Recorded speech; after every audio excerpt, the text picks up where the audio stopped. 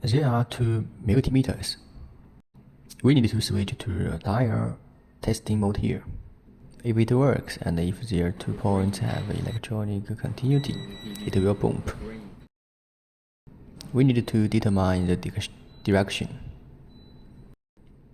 RGB signals are in the same direction, but electronic signals are in a different direction. On the board, we need to test which point is for the electronic signal and which is for RGB signal.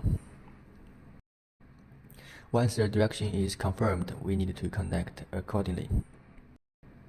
I believe there's 2 points here are in the same direction.